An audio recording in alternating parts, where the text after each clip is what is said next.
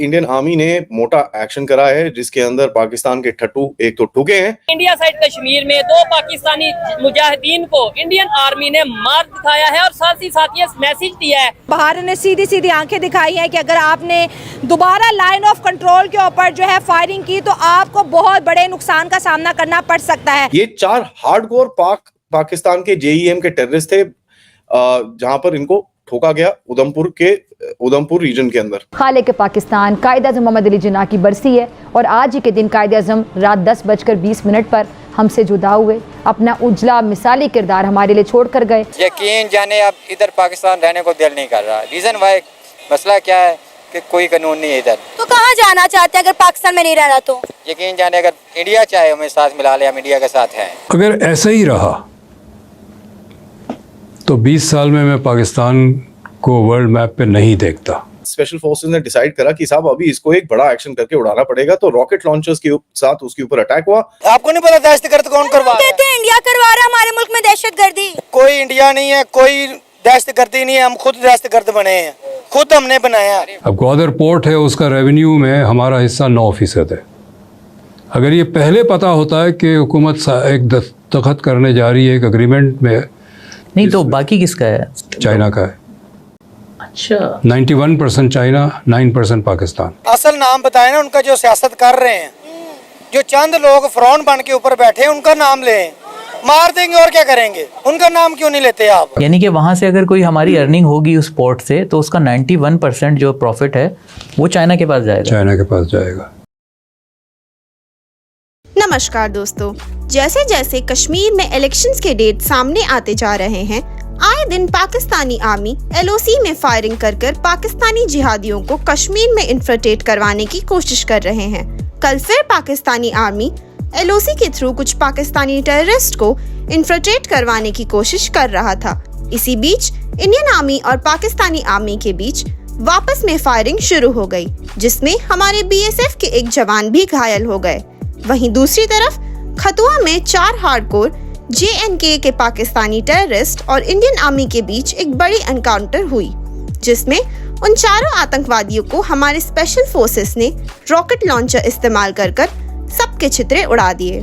एक तरफ पाकिस्तान भारत को SCO समिट के लिए इनवाइट कर रहा है, तो वहीं दूसरी तरफ कश्मीर में आतंकवादी भेजकर अपना दोगलापन दिखाता है। इसी टॉपिक पर चलिए आगे पाकिस्तानी मीडिया का रिएक्शन देखते हैं। वीडियो को लाइक और चैनल को सब्सक्राइब कर लें। इंडिया अगर अब हमें ऐसा मालूम होता है कि हमें ये जो पाकिस्तान है ना, ये इंडिया के साथ ही होना चाहिए था। अच्छा। यकीन जाने अब इधर पाकिस्तान रहने को दिल नहीं कर रहा। रीज़न वाई मसला क्या है कि कोई कानून नहीं है इधर। तो कहाँ जाना चाहते हैं अगर पाकिस्तान में नहीं रहना? तो यकीन जाने अगर इंडिया चाहे हमें साथ मिला ले, हम इंडिया के साथ हैं।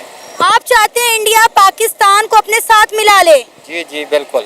1947 में इतनी कुर्बानियाँ दी थी इस दिन के लिए, तो फिर अलग क्यों हुए? क्यों बनाया पाकिस्तान? ये जो हमारे हुक्मरान है इनकी वजह से, हुक्मरान जो हमारे हैं ना, उन्होंने मुल्क का बेड़ा गर्क कर दिया है, गरीब बंदे की ज़िंदगी दरम बरम कर दी है। ठीक है, और आप किसी गांव में चले जाएं, जो खाद थी 15,000 की, जो खाद पहले थी 5,000 की, वो अब 15,000 की हो गई है। और फसल का रेट 4,000 से 2,000 रुपये आ गया है। मकई का रेट 3,000 से 1,500 रुपये आ गया है। चावल का रेट 4500 से लेके अभी 2,200 पे आ गया है। सर, ये जो भाई आपके साथ खड़े हुए हैं, इन्होंने अभी एक बात की है जिसने मुझे तो हैरान और परेशान कर दिया है। उन्होंने कहा हमारे मुल्क के जो हालात है ना, हमें चाहिए कि हम पाकिस्तान को दोबारा से इंडिया के साथ मिला लें, क्योंकि हमारे सियासतदान ये मुल्क चलाने में नाकामयाब हो चुके हैं। क्या कहना चाहेंगे आपको? सियासतदान है कौन है? असल नाम बताए ना उनका जो सियासत कर रहे हैं, जो चंद लोग फ्रॉन बन के ऊपर बैठे हैं उनका नाम लें, मार देंगे और क्या करेंगे। उनका नाम क्यों नहीं लेते आप? क्या करेंगे? उनका नाम लेना चाहिए। हंसने की क्या बात है यार, मरे तो पे मोबाइल बेच के ये चीजें लेके जा रहे हैं। आप मोबाइल बेच के ये सामान लेके जा रहे हैं? नाम इन्हीं को ले रहा, जो हमारा चौकीदार है वो ही हमें मार रहा। दहशतगर्द कौन है? आपको नहीं पता दहशतगर्द कौन करवा रहा है? कहते हैं इंडिया करवा रहा है हमारे मुल्क में दहशतगर्दी। कोई इंडिया नहीं है, कोई दहशतगर्दी नहीं है, हम खुद दहशतगर्द बने हैं, खुद हमने बनाया।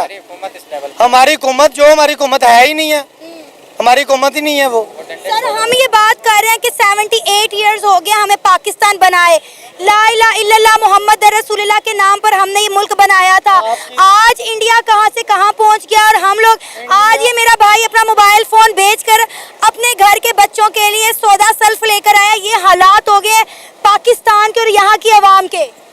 बात ठीक है। बात ये है कि जो हमारी जितनी वाम है 24-25 करोड़, ठीक है, बात ये है कि ये अपने हक के लिए 1 घंटा बाहर खड़ी नहीं हो सकती, नहीं हो सकते। ठीक है। अभी 100 या 200 थैला आटे का आप इधर रख लें, इन्हें सुबह से लेके 2 दिन इधर खड़ा कर लें, ये खड़े हो जाएंगे।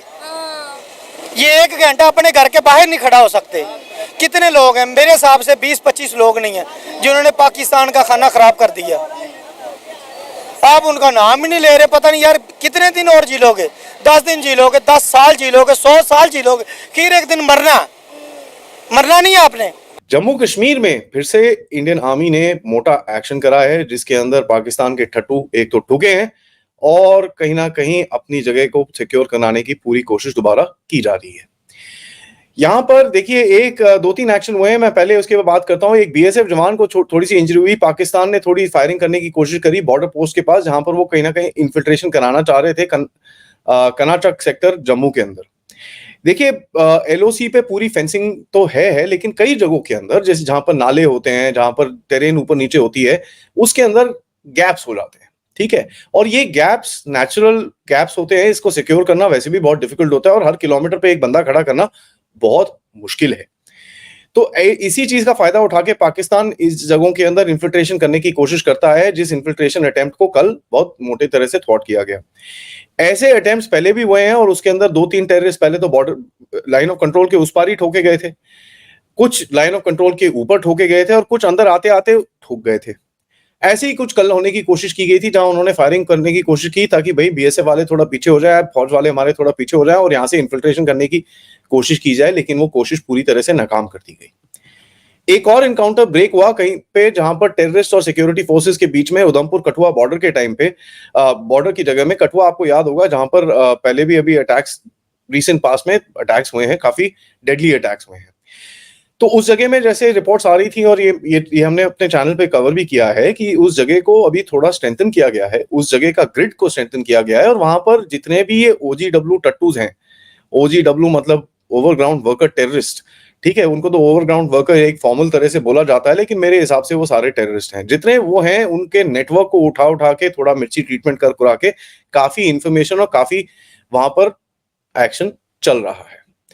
12 लोगों की एक टीम थी फर्स्ट पैरा एसएफ की, जिसके अंदर ये फंसे थे। ऐसे फंसे कि चारों के चारों वहीं पर ही साफ हो गए। ये 4 हार्डकोर पाकिस्तान के जेईएम के टेररिस्ट थे, जहां पर इनको ठोका गया उधमपुर रीजन के अंदर, ठीक है। एक छोटा सा रीजन है जिसका नाम है बसंतगढ़, वहां पर इनको ठोका गया।